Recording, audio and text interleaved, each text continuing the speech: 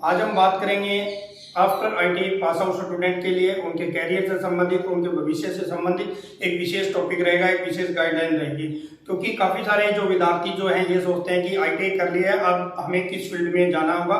तो 3 फील्ड आज आपको बताने वाला हूँ। 3 पॉइंट के ऊपर आपको मंथन करना है, उसके बाद में अपने कैरियर का आपको चुनाव करना है। लेकिन आपको एक विशेष बात आपके दिमाग में ये सेट कर लेना है, मैक्सिमम 3 महीने, 3 महीने के अंदर आपको ये जो तीनों जो फील्ड जो मैं बता रहा हूँ उनके अंदर आपको उतरना बहुत ही जरूरी है। अगर आप ये तीनों फील्ड अगर नहीं अपनाते हो तो बेरोजगारी जो है आपके दरवाजे पे खड़ी है और आप एक बेरोजगार कहलाओगे। इसलिए 3 महीने, ठीक है ना, आईटी आफ्टर के बाद में 3 महीने के अंदर आपको ये तीनों फील्ड जो मैं बताने वाला हूँ इनके अंदर आपको जरूर सेट होना है, ताकि आपका जो कैरियर है वो एक ब्राइट हो, एक अच्छा हो और एक अच्छा स्टैंड लेकर आप अपना भविष्य जो है अच्छे तरीके से बना सकते हो। तो आइए जानते हैं स्टेप बाय स्टेप। तो देखिए प्रिय विद्यार्थियों, सभी विद्यार्थी जो हैं पास आउट हो चुके हैं या पिछले साल भी कुछ विद्यार्थी पास आउट हो चुके हैं, लेकिन फिलहाल उनके दिमाग में ये नहीं आया है कि अब हमें क्या करना होगा। क्योंकि जो विद्यार्थी 1 साल से घर बैठे हुए हैं, 6 महीने से बैठे हुए हैं, उनको रोजगार से संबंधित काफी बड़ी समस्याएं जो है विद्यार्थियों को झेलनी पड़ रही है। काफी सारे विद्यार्थियों से मैंने बात भी की है, वो आजकल जो है क्या कर रहे हो, कि सर जॉब नहीं मिल रही है, क्या करें। अगर स्टार्टिंग के रिजल्ट आने के बाद में स्टार्टिंग के 3 महीने, ठीक है ना, मैक्सिमम 3 महीने के अंदर अंदर आपको ये कैरियर की 3 बातें जो है मैं बताने वाला हूँ, 3 फील्ड बताने वाला हूँ, 3 पॉइंट बताने वाला हूँ। इनके ऊपर आपको जो है अपना कैरियर सोचना है और किस फील्ड में आपको जाना है। तो देखिए सबसे पहले मैंने ऊपर टाइटल में दिया है after ITI pass out student के लिए, उसके बाद में है कैरियर। कैरियर का मतलब है भविष्य, आपको किस फील्ड में जाना है, ठीक है ना। आईटीआई अलग अलग ट्रेड से की होती है, लेकिन वो ये जज नहीं कर पाते हैं कि हमें अब क्या करना होगा, ठीक है ना। कुछ विद्यार्थियों ने तो अपना एम बनाया हुआ है, जैसे ही वो आईटीआई का रिजल्ट आता है या एग्जाम देने के बाद में उस जॉब को पकड़ लेते हैं जिस फील्ड में उनको जाना होता है। तो देखिए कैरियर की अगर हम बात करें तो आईटीआई करने के बाद में आपके 2 ऑप्शन रहेंगे, ठीक है ना। एक तो रहेगा अप्रेंटिसशिप, जिसके बाद में आप हायर एजुकेशन बढ़ा सकते हो। दूसरा रहेगा फैक्ट्री, कंपनी या फिर जॉब या फिर सेल्फ वर्कशॉप। तो देखिए सबसे पहले हम बात करेंगे अप्रेंटिस की तरफ, ठीक है ना, क्योंकि कैरियर की शुरुआत जो आईटीआई विद्यार्थियों के लिए रहती है सबसे पहले अप्रेंटिसशिप। अप्रेंटिसशिप करना भी जरूरी होता है, क्योंकि अप्रेंटिसशिप से एक बेस बन जाता है विद्यार्थियों का, एक आधार बन जाता है, एक नींव तैयार हो जाती है, ठीक है ना। अप्रेंटिसशिप को आपको जॉब नहीं मानना है, ये कोर्स होता है, ये ट्रेनिंग होती है, एक ये आपकी शुरुआत जो होती है, इसमें भले ही पैसे आपको 10 से 12 हज़ार रुपए मिलते हैं, लेकिन आपको ये करना जरूरी होता है क्योंकि इससे आप आगे बढ़ सकते हो, ठीक है ना। काफी सारे बच्चों के कमेंट भी आते हैं, फोन भी करते हैं और पूछते रहते भी हैं और कॉलेज में आते जाते भी रहते हैं, सर अप्रेंटिस करना जरूरी है क्या। अगर जिन विद्यार्थियों को, देखिए सभी विद्यार्थियों को तो अप्रेंटिस लगना पॉसिबल नहीं है, जिन विद्यार्थियों को अप्रेंटिसशिप का मौका मिलता है उनको पहले मैं यही सजेस्ट करूंगा कि वो अप्रेंटिस करें। अगर अप्रेंटिस नहीं लग पाती है तो वो अपने किसी भी फील्ड के अंदर जाके सेल्फ का काम कर सकते हैं या कंपनी में जा सकते हैं, सीधी जॉब ले सकते हैं, ठीक है। तो सबसे पहले हम बात करते हैं अप्रेंटिसशिप। अप्रेंटिसशिप करना जरूरी होता है, एक तरह की ट्रेनिंग होती है, एक तरह की प्रशिक्षण होता है, ठीक है ना। ये आपकी जॉब नहीं है, ये शुरुआती कदम है आपके। उसके बाद में अगला जो, अगर हायर एजुकेशन बढ़ाना चाहते हो, टीचिंग लाइन में जाना चाहते हो, ठीक है, तो आप सीटीआई कर सकते हो। सीटीआई डायरेक्ट भी आप आईटीआई के बाद में सीधा डायरेक्ट भी सीटीआई कर सकते हो, लेकिन मैं सजेस्ट करूंगा कि आईटीआई करने के बाद में सीधा आप अप्रेंटिस पे जाए, ठीक है ना। उससे क्या बेनिफिट होगा कि आपको 1 साल का अनुभव मिल जाएगा। आज के युग के अंदर अगर बात करें तो प्रॉपर तरीके से जो एक्सपीरियंस जो है वो विद्यार्थी नहीं बना पाते हैं, इसलिए उनका जो टीचिंग का जो सपना है वो भी अधूरा रह जाता है। तो अप्रेंटिस करें, उसके बाद में सीटीआई करें। सीटीआई क्या होता है कि इसका वीडियो भी मैं जो है डिस्क्रिप्शन में आई बटन में दे दूंगा, कंप्लीट जानकारी दी हुई है भी सीटीआई क्या होता है, इसको करने के लिए कितना एक्सपीरियंस की जरूरत होती है और क्या क्या उसमें करवाया जाता है। सीटीआई होता है क्राफ्ट ट्रेनिंग इंस्ट्रक्टर कोर्स होता है, ठीक है ना, 1 ही साल का होता है, सीटीआई कर सकते हो। उसके बाद में मैं सजेस्ट करने वाला हूँ डिप्लोमा पॉलिटेक्निक। आईटीआई करने के बाद में आपका जो डिप्लोमा जो होता है वो 2 साल का हो जाता है, ठीक है ना। वैसे कितने साल का होता है, 3 साल का होता है, लेकिन डायरेक्ट आपको जो एडमिशन जो है वो 2nd ईयर में मिल जाता है। जिनकी 1 ही साल की ट्रेड है, ठीक है ना, उनको नहीं मिल पाएगा, इसीलिए मैं सजेस्ट कर रहा हूँ जिनकी 1 साल की ट्रेड है या फिर 2 साल की है वो अप्रेंटिस करें।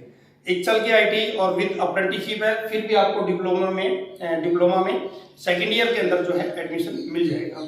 उसके बाद में आपका क्या रहेगा, एक्सपीरियंस।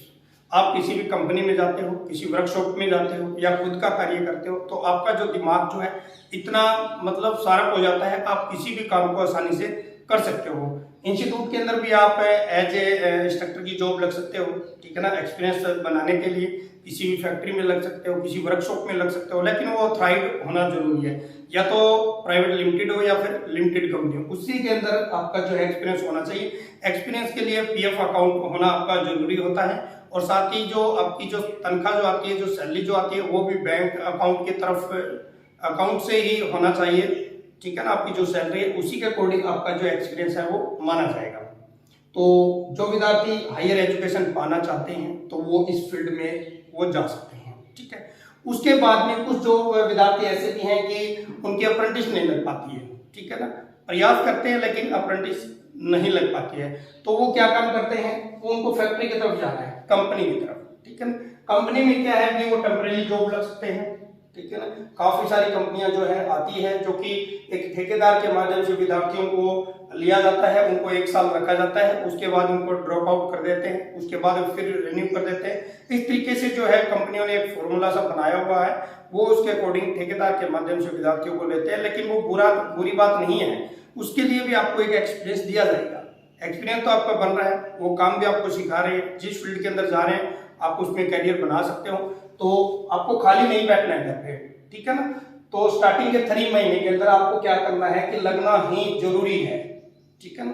तो आप क्या कर सकते हो, कंपनी में जॉब कर सकते हो, उसके बाद में सेल्फ वर्कशॉप कर सकते हो, ठीक है ना, छोटा कोई लघु उद्योग लगा सकते हो, ठीक है ना। इस तरीके के काम आप कर सकते हो। उसके बाद में है नंबर 3 पॉइंट बनाइए वाला, ठीक है। ये उन विद्यार्थियों के लिए हैं जो ठीक ठाक से उनकी फैमिली का बैकग्राउंड ठीक है, वो तैयारी करना चाहते हैं, वो गवर्नमेंट जॉब में जाना चाहते हैं या प्राइवेट जॉब में जाना चाहते हैं, ठीक है ना। उन विद्यार्थियों के लिए प्रिपरेशन के लिए, क्योंकि आपको पता है कि काफी सारे ऐसे डिपार्टमेंट हैं जहां हजारों की संख्याओं में वैकेंसियां निकलती हैं, और अधिकतर जो है आईटी विद्यार्थियों की जो जॉब जो है जल्दी आने वाली है। चाहे आपका रेलवे के अंदर जो है जॉब सबसे ज़्यादा आती है, उसके बाद में आपके डीआरडीओ में भी जॉब निकलती रहती है, ऑर्डिनेंस फैक्ट्री के अंदर, इसरो के अंदर, भेल के अंदर, सेल के अंदर, काफ़ी सारे ऐसे गवर्नमेंट सेक्टर हैं जहाँ पे तमाम आईटी की ट्रेड की जॉब जो है निकलती रहती है।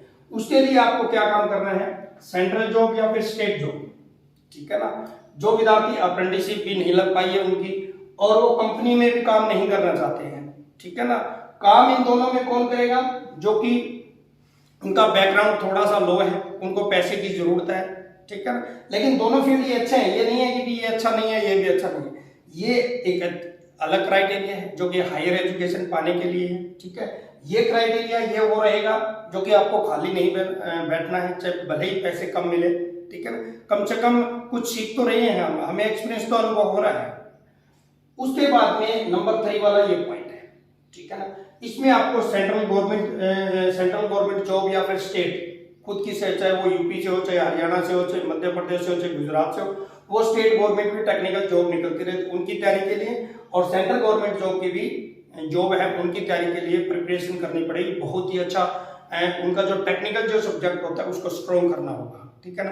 उसके बाद में कुछ आपका बेसिक भी रहता है, जो स्टेट से हैं उनकी जीके वगैरह उसके ऊपर भी थोड़ा फोकस करना पड़ेगा, लेकिन उनकी जो स्ट्रॉन्ग जो आपको रखना है वो आपका सब्जेक्ट का रखना है, ठीक है ना, थ्योरी का रखना है। आईटी सब्जेक्ट के काफी सारे क्वेश्चन जो होते हैं लगभग 70 क्वेश्चन आते हैं, ठीक है, चाहे स्टेट की जॉब हो चाहे सेंट्रल जॉब हो, उसके अंदर किस तरीके की जॉब जो होती है प्रिपरेशन तैयारी के लिए जो बच्चे रहते हैं, ठीक है, उनको गवर्नमेंट जॉब का कहते हैं ना कि एक भूत सवार हो जाता है। कुछ विद्यार्थी ऐसे भी है मेरे साथ, जो विद्यार्थी मेरे पास पढ़ के गए हैं उसमें कुछ विद्यार्थी ऐसे कि सर हमें चाहिए गवर्नमेंट जॉब, तो उनमें से 5-6 बच्चे कामयाब हो चुके हैं, कुछ उस लाइन में लगे हुए हैं, ठीक है ना।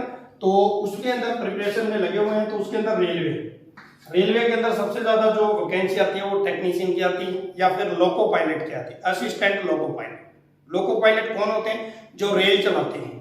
वो सारे विद्यार्थी कौन से होते हैं, वो आईटीआई होल्डर रहते हैं, चाहे वो मैकेनिकल का हो चाहे वो इलेक्ट्रिकल का हो। तो लोको पायलट की वैकेंसी काफी मात्रा में आनी है, तो इसलिए वो अपनी तैयारी में लग जाए। उसके बाद में ऑर्डिनेंस फैक्ट्री, ठीक है ना। ऑर्डिनेंस फैक्ट्री क्या होती है, जिसमें हमारे मिलिट्री जो है, ठीक है ना, जो डिफेंस जो होती है उनके अंदर जो हथियार जो बनते हैं, लेकिन ये किसके है, सेंट्रल गवर्नमेंट की है, ठीक है ना। नाम फैक्ट्री जरूर लगा हुआ है, लेकिन ये ऑर्डिनेंस फैक्ट्री है, ये भारत सरकार के अंडर में आती है, ठीक है ना। ये गवर्नमेंट जॉब रहती है। इसके अंदर जितने भी हमारे आधुनिक हथियार जो बनते हैं डिफेंस के लिए, वो इन फैक्ट्रियों में बनाए जाते हैं। उनके भी काफी सारी जो जॉब है वो निकलने वाली है। उसके बाद में डीआरडीओ के अंदर भी काफी सारी वैकेंसियां निकलने वाली है। हर तरह की जो ट्रेड जो होती है वो सभी ट्रेड की जॉब जो है इस डीआरडीओ में निकलती है। उसके बाद भेल है, भारत हैवी इलेक्ट्रिकल लिमिटेड, ये रेलवे के पार्ट्स बनाती है, इसमें भी काफी सारी वैकेंसियां निकलती है। कपूरथला के अंदर कोच फैक्ट्री है, उसके अंदर भी काफी सारी जो वैकेंसियां जो है निकलने वाले, उसकी भी तैयारी आप कर सकते हो। उसके बाद में इसरो, आपको पता है कि इसरो का नाम जल्दी आया था क्योंकि चंद्रयान 3 जो था, ठीक है ना, उसके अंदर भी काफी सारी आईटीआई विद्यार्थियों के लिए जॉब निकलती रहती है, उसके लिए भी आप तैयारी कर सकते हो। अब स्टेट की बात करें तो टेक्नीशियन, ठीक है, और assistant technician, fitter, electrician, welder, ठीक है ना, मोल्डर, शीट मेटल, इस तरह की वैकेंसियां जो है स्टेट गवर्नमेंट के पीडब्ल्यूडी जैसे जैसे अलग अलग डिपार्टमेंट है उसके रिक्वायरमेंट के अनुसार निकलती रहती है। तो प्रिय विद्यार्थियों, ये तीनों जो मैंने बताए, नंबर फर्स्ट पे ये, और सेकंड पे रहेगा आपका ये, और नंबर 3 पे रहेगा ये तीनों जो फीचर जो मैंने आपको बताए हैं, किस फील्ड में जाना है, इनमें से एक आपको जरूर अपनाना है, ठीक है ना। अगर इन तीनों को फील्ड के अंदर अगर आप नहीं जाते हो, 3 मैक्सिमम महीने के अंदर आपको इन तीनों को चुनना होगा। अगर नहीं चुनते हो तो बेरोजगारी जो है आपके कदम चूमेगी और आप एक बेरोजगार कहलाओगे।